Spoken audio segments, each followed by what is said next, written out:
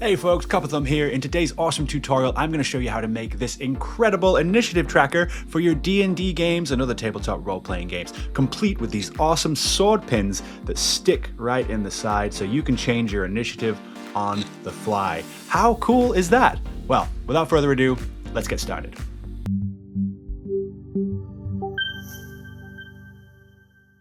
Okay folks, let's start as we always do by saying hello to our friend the default cube before hitting X and swiftly deleting and saying goodbye to our old friend the default cube. Now, as always, in your Scene Properties tab on the side, make sure that you are set to centimeters. You can do this in inches, but I will be doing it in centimeters, so it might be easier to follow along that way. Otherwise, feel free to convert on the fly. Okay, I'm going to hit Shift A and I'm going to add in another cube, because the first thing we're going to do is build the tiny little daggers, the little swords that stick in the initiative tracker. So we'll start by making the blade, which will hold the piece of paper where you can write on, your character name, your creature name, whatever you want. So I'm going to start by creating a cube, and I'm going to create this to be 4 centimeters on each side. So that's going to make this cube here. And then to make my life easier, I'm going to go into edit mode. I'm going to go to edge select, and I am going to put on edge length so I can see that this says, 4 centimeters, 4 centimeters, 4 centimeters. Cool. What I'm going to do now is I am going to scale this on the z-axis so it's until it's really nice and flat to maybe point, let's see, 0.1 around there. Great. And then I'm also going to scale this on the x-axis to be the same. So I basically just want, my dagger size here. Let's see, what's going to be a good size there, about that. Just so, once we have this made up, it'll have enough space for us to slip a piece of paper where you can read on it what you want. Looking great. After that, I'm going to hit Control R and I'm going to put a loop cut down the middle. I'm then going to hit 7 on the numpad to get an aerial view, and I'm going to go into wireframe mode by hitting this button here, then 3 into face select mode. If you followed my tutorials before, you know that I try and work smarter, not harder. So what I'm going to do, the reason I added that loop cut right down the middle is because now I can delete half of this model by deleting those faces, go into our modifiers panel.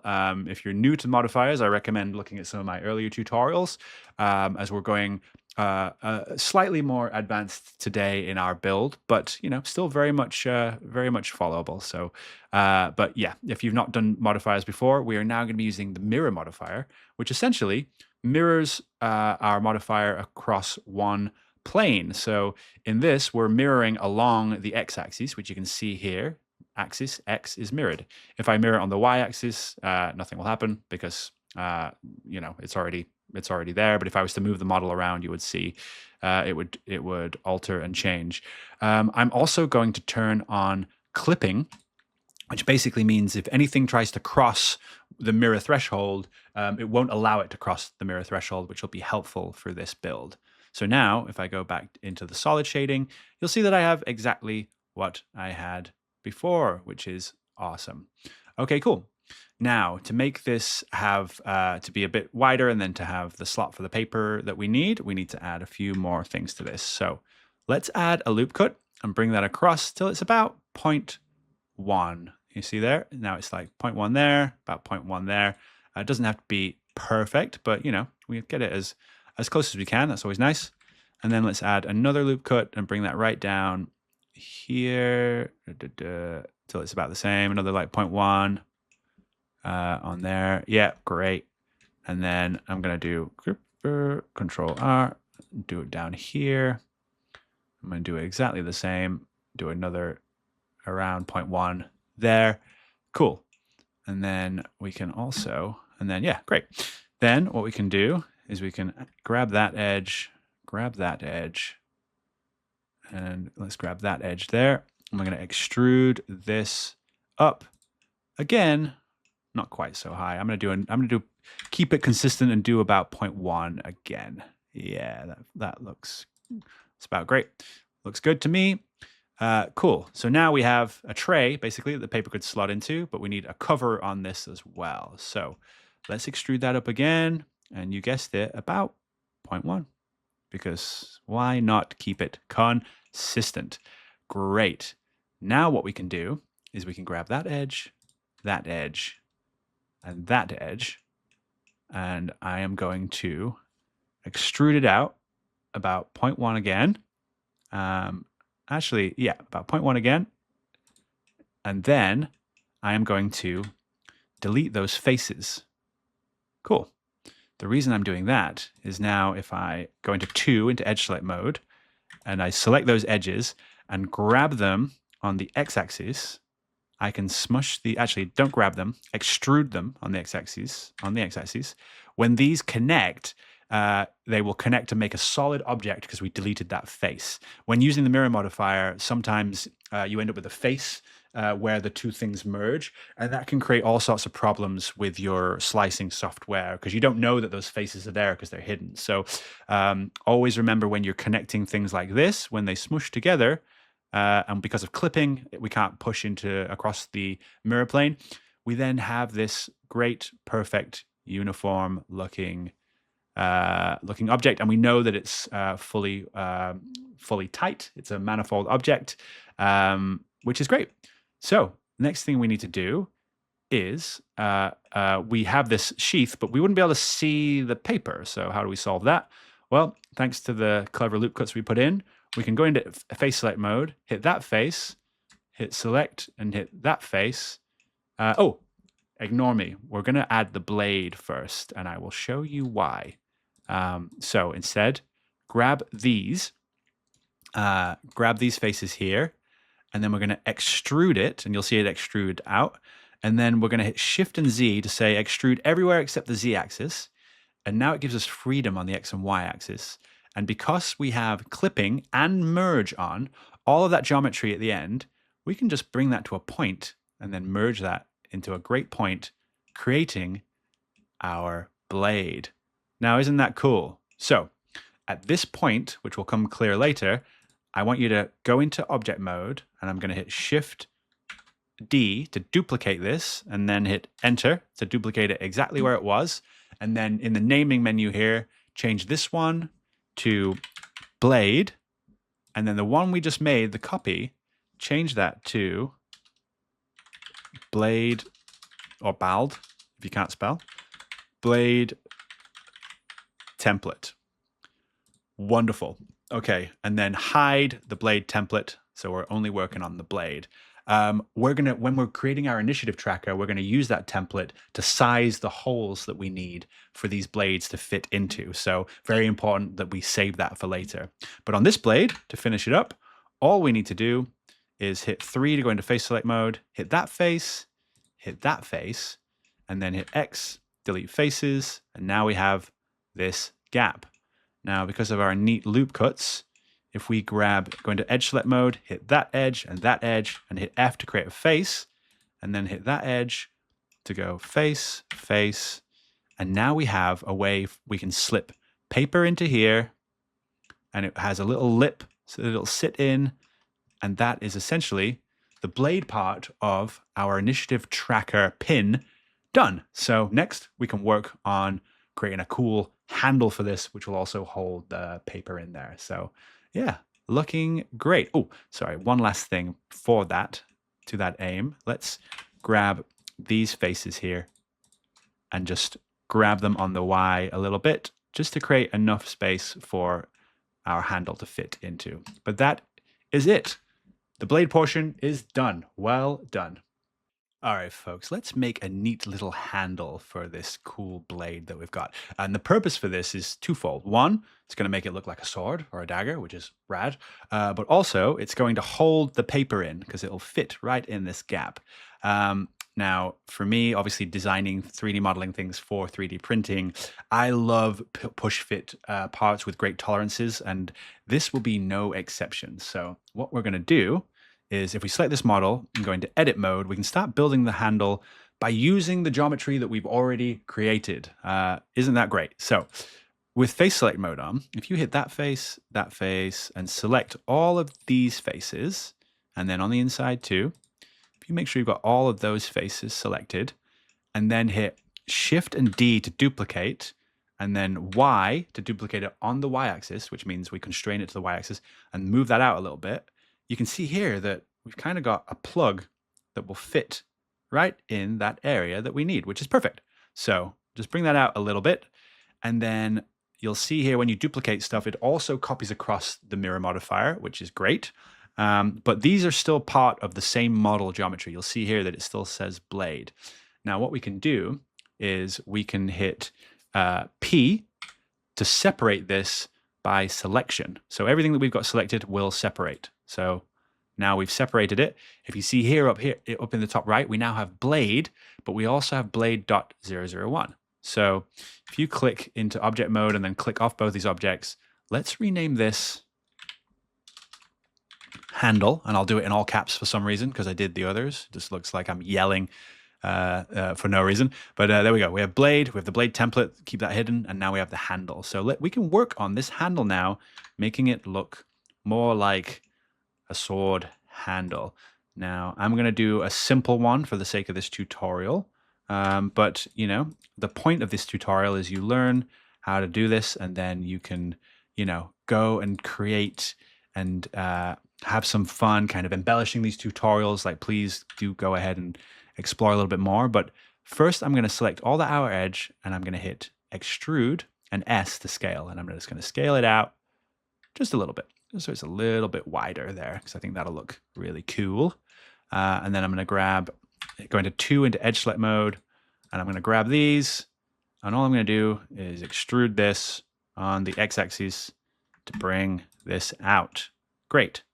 Now, if I hit all of that outer edge and that outer edge by holding shift and pressing alt, and all of that outer edge to grab all of that, and now I can extrude this on the Y just a little bit, doesn't need to be crazy, to create our handle shape. Cool. Isn't that great? Okay, same again. I'm going to extrude and scale. This time, I'm going to bring it in. So extrude and E and S to extrude all those edges, but scale just to kind of bring this in like so. And then I'm going to grab this on the x-axis to bring it in to about there. Now, the reason I'm doing that is I now have this kind of cool edge here. Or I say cool edge, but I have edge with lots of topology on there. Now we're going to use a tool which I recommend to everyone who's 3D modeling, and I think every 3D modeling tutorial will always recommend you downloading this because it is just so useful, and it is a tool called Loop Tools. So you can download Loop Tools very easily by just going to File, no you don't. You go to Edit, you go to Preferences, you go to Extensions, and then Add-ons, and then look up Loop Tools. So it's already in the extensions database, and it's such a good quality of life tool. So it just adds some extra things we can do with our meshes. So you can just download that. You see I already have it downloaded, so it will just say install. It installs super quick. Once you have that, basically it allows us to do cool stuff like what I'm about to do now. So if I hit Alt and grab all these edges and then right click, I have this Loop Tools menu now that you wouldn't have had before. The reason I love this is because of a few tools, but one of my favorite is circle. So if I now hit circle, you'll see that it creates a circle from the geometry we had. Now, don't worry, it looks like it's kind of broken a little bit. That is fine. What we can do is we can scale this down until it's within our constraints there. And you'll see that it's kind of created this awesome circular shape out of the geometry that we had. Now, I'm just going to hit Y to go face on. And now I'm just going to hit G and bring this down on the Z to kind of get it in the middle a little bit. And I'm going to scale it up a little bit more. Yeah. Now, you could model this by hand by moving the pieces bit by bit by bit. But obviously, if you can just hit right click and then hit circle and it makes a circle, then, I mean, you might as well, right? It's so good. So with that circle, the reason I want that is because, actually, I'm going to grab this on the x-axis and pull it out a little bit. The reason I want this is now, if I extrude this on the Y, it looks so much more like a handle, right? How cool is that? It's put those nice rounded edges for us, which is epic. Okay, cool. Now, I am going to extrude a little bit more, just a tiny bit on the Y, just a little bit. I'm going to scale that out. Cool. Extrude a little bit more on the Y. Boom. And then I'm going to hit F to close it off with a face. So look at that. Now we have a very simple sword. So if I grab that and hit Y and I just bring that in there to where it would sit, now we have our swords that are going to stick in our initiative tracker. How neat is that? Now, one last thing we need to do is just bring down the bit that fits in. We're just going to shrink that just a tiny bit. Now, one really cool thing here is if you click this object here, and then you hit the / button, it will isolate that model. So it hides everything else except that model. You'll see here, we nearly made a mistake as well. So I haven't closed this off. So just hit, we'll go into edit mode, and let's just hit Alt to grab all those edges and hit F to create a face. And then what I want to do is grab that face, that face, that face, and that face, and that face actually. And we're going to, not on the Y, so we're going to hit scale, but not on the Y. And then we're going to do 0.99, which is going to bring it down by around, well, 1%. So that will allow us for it to, when we squish it into the model, it will fit in a lot neater. So then I hit / again to come out of isolation mode, and you'll see there that we now have that model good to go. So that is awesome.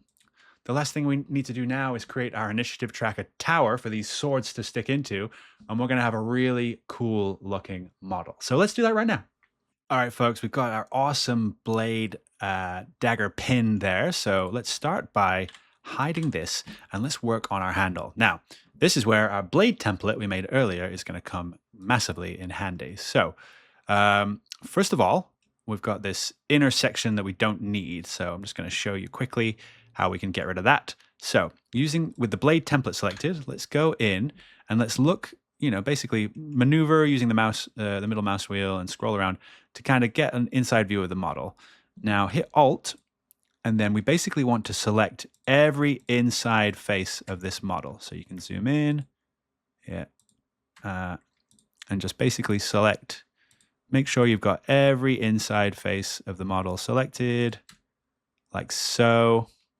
You can zoom right in, and then we want to X and delete those faces. So it is a hollow model. Perfect.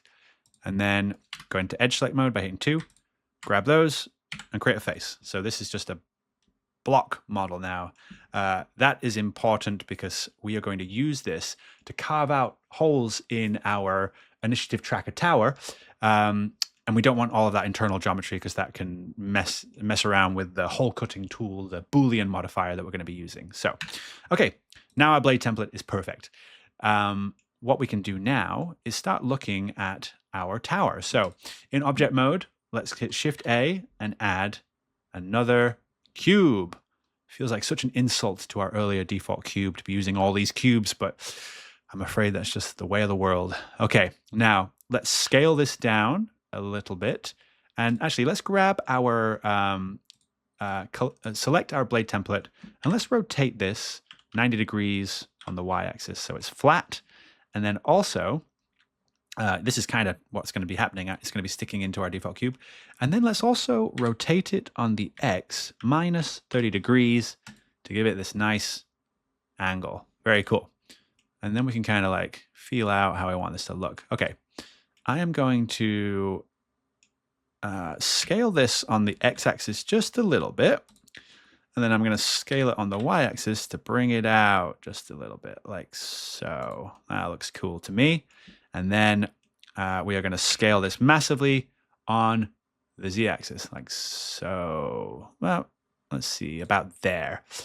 And there you go. This is kind of the makings of what's going to happen. We're going to have these blades sticking all down the side on either side. And then we can do 1, 2, 3, 4, 5, 6, all the way down to 12 to track all of our initiative with these cool daggers that you can pull in and out to, edit with whatever you want on there. So, the last thing we need to do before we start doing this is if we grab our model here, hit all, let's scale this up by 1.03. The reason being is we want this model to be slightly larger than our blades so they'll slot in easily into our model. Cool. Now, if I grab this on the x-axis and just move this across a little bit here, and then grab it on the Z to bring it right up to the top, and then hit 3 to go in front select mode, I can then go into wireframe mode to look how much this is stuck in our model. It doesn't need to be that much, so we can just grab this out a little bit, like, yeah, about there. That looks good to me. Cool. Now, we can take this, and what we need to do is have copies of this. So I'm going to go back to solid mode.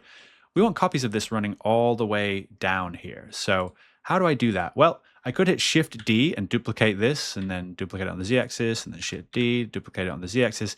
However, this is messy, and trying to get perfect gaps can be a pain. I would have to really find, it would be very hard to measure this all up. There's a much easier way. So I'll just undo that. If I add an array modifier, this will now create an array, which is awesome. Now, right now, it's created an array along the x-axis, which we don't want. Like if you see, if I spread it out, you'll see that they're arraying across there.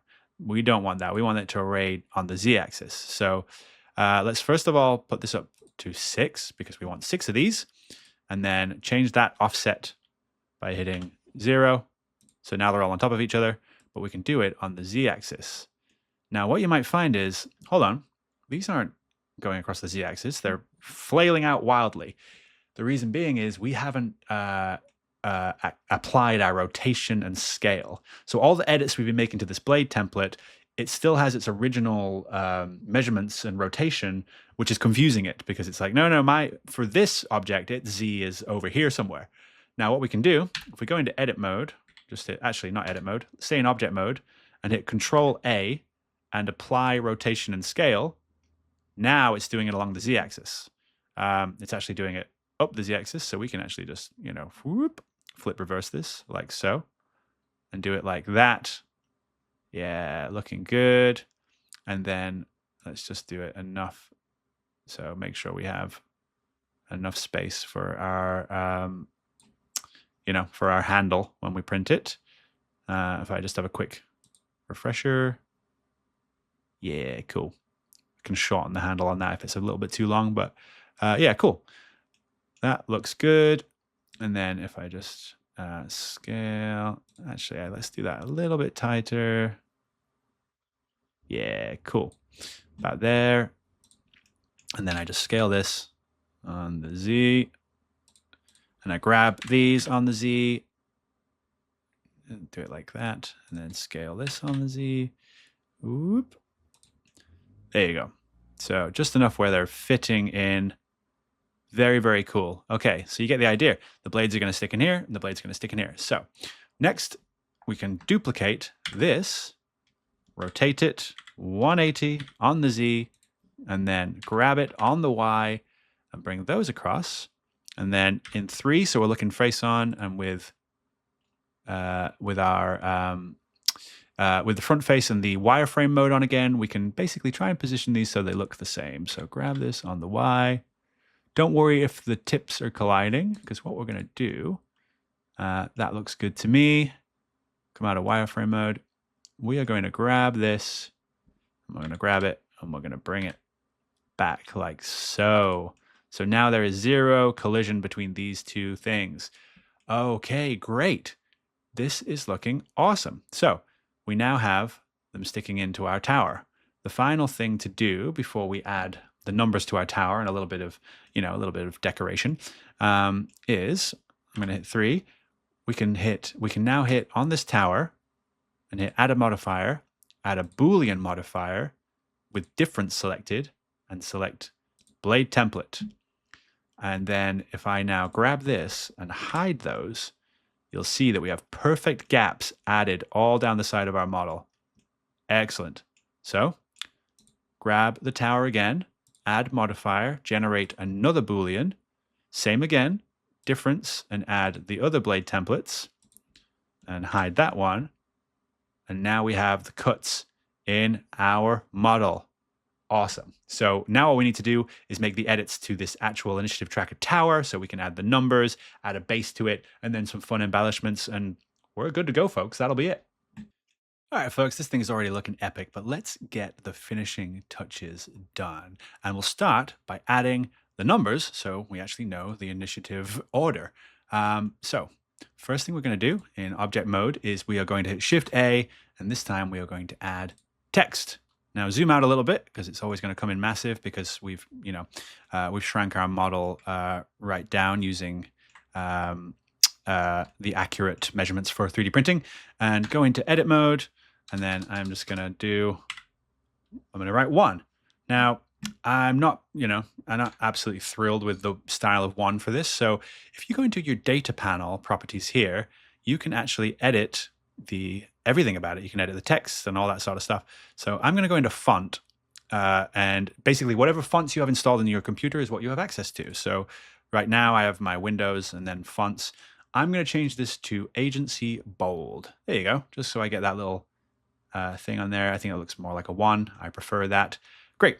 And then I'm going to scale this right down. And then let's get right in there. Zoom in on the model. Let me have a look at the front view.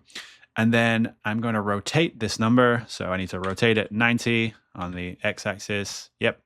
And then rotate it 90 on the z-axis. Boom. And there we go. And then let's grab this on the x just to bring it off of our model.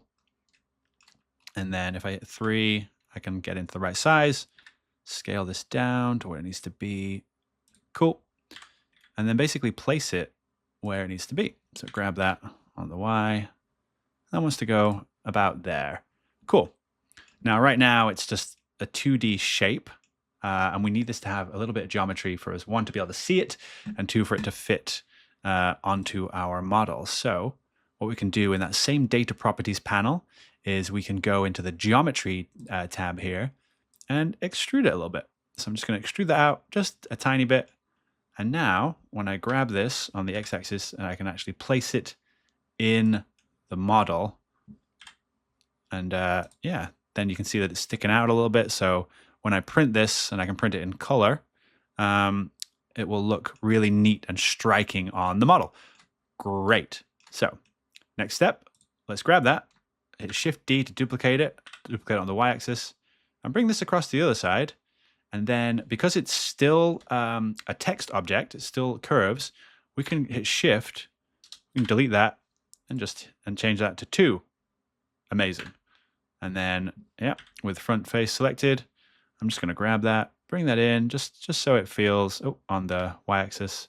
So they're both level. I'm just going to put it where it looks good to me. Now we can adjust all these later, but what I can do is I can grab both of these, duplicate it on the z-axis, bring this to the next one. Looking good. And then we basically want to just make this feel neat and in the right place. And Shift D, bring this down again. Perfect. And then Shift D, bring it down on the z-axis. Again, I'm just lining it up with the bottom of the model there. Shift D, Z. Again, Shift D and Z. And there you go. I know, a little bit tedious, but then what we're going to do, click on these one by one, delete, that's going to be 3. Shift, that's going to be 4. And then Shift 5. Sorry, I know this is dull, but we will get this part done real quick. So yeah, I'm basically going into tab to go into edit mode, and in edit mode, I am able to alter these real quick. Boom, and then this is where we'll have to make some adjustments as we go into double digits. So yeah, what I'm going to do, grab 12 and 10, grab those on the Y, bring those in. Okay, so we have these numbers now. Now, what we need to do, once we're happy with the placement and the positioning and the font, we are going to take each of these and we're going to convert this to a mesh.